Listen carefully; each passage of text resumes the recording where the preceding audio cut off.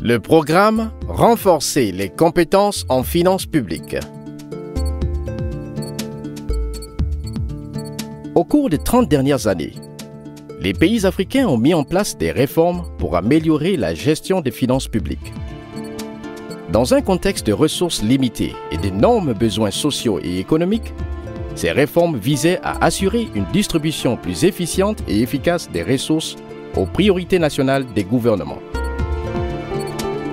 L'une des approches communes de ces réformes a été d'imiter les pratiques des pays développés dans l'espoir qu'elles apporteraient des résultats similaires sans tenir compte des contextes politiques, économiques et administratifs.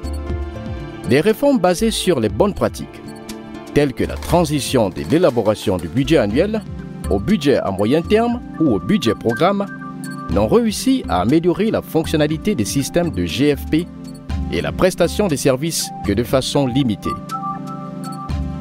Des masses salariales élevées et inabordables persistent, et ce, malgré les bas salaires versés aux fonctionnaires. Les dépenses non approuvées ou hors budget continuent de détourner des ressources des programmes prioritaires et les compétences au niveau de la prestation des services semblent s'éroder. En réponse, Cabri a développé le programme « Renforcer les compétences en finances publiques », un programme d'apprentissage pragmatique élaboré conjointement avec le programme Building State Capability, BSC, de la Harvard Kennedy School. Le programme applique une approche unique de la réforme des finances publiques. L'adaptation itérative pour la résolution des problèmes ou le PDIA. Un aspect fondamental de l'approche est la reconnaissance que la compréhension approfondie des problèmes de finances publiques et de leurs causes est essentielle à l'élaboration de solutions adéquates et efficaces pour améliorer les systèmes de GFP des pays. Prenons l'exemple d'un problème de finances publiques qui contribue à la défaillance de la prestation de services. 25 écoles d'une municipalité ont reçu leur manuel 3 mois après le début de l'année scolaire. Après enquête, il a été constaté que le matériel didactique qui avait finalement été acheté avait été endommagé car mal entreposé. La plupart des praticiens attribueraient ce fait à l'absence des règlements clairs en matière de passation de marché, en avançant que le problème est un manque de loi sur la passation des marchés. Cependant, cadrer le problème de cette manière prémédite en réalité une solution. Intrinsèquement, cela signifie que l'adoption d'une loi sur la passation des marchés est la seule façon de le résoudre. Supposez que l'adoption d'une loi sur la passation des marchés, à elle seule, assurera l'achat à temps et la qualité satisfaisante des marchandises, révèle un parti pris en faveur de la mise en œuvre des bonnes pratiques. Les retards d'approvisionnement en matériel pédagogique aux écoles s'avèrent le véritable problème. L'impact que le manque de matériel didactique a eu sur l'apprentissage du calcul pour 2500 élèves est le vrai problème. Le problème ne peut pas être résolu uniquement par l'adoption d'une loi actualisée sur la passation des marchés. D'autres causes plus profondes doivent être examinées et traitées, telles que le manque de compétences des fonctionnaires locaux pour se procurer les biens ou pour convenablement gérer les prestations de services ou l'accès routier inapproprié aux écoles. En comprenant le problème réel et en identifiant ses causes, des solutions plus efficaces et adaptées au contexte peuvent être mises en œuvre.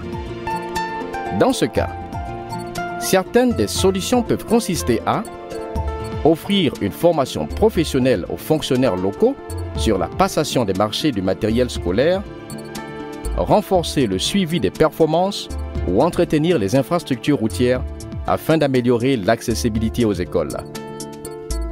Le programme RCFP de Cabri aide les gouvernements africains à développer des solutions aux problèmes subsistants et complexes des finances publiques, qui soient efficaces et spécifiques au contexte. Le programme applique les principes PDIA suivants. Les problèmes proposés localement attirent l'attention sur la nécessité d'un changement et facilitent l'élaboration de réformes adaptées au contexte.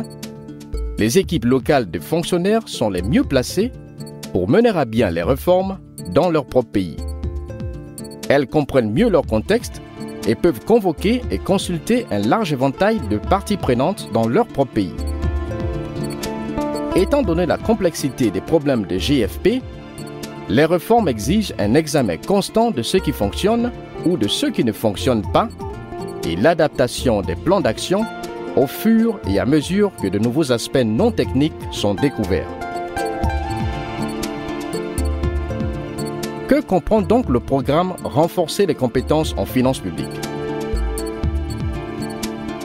Les pays soumettent leur candidature au programme en remplissant le formulaire de candidature dans lequel ils indiquent un problème urgent identifié dans le cadre de la planification, de l'affectation et de l'exécution des finances publiques.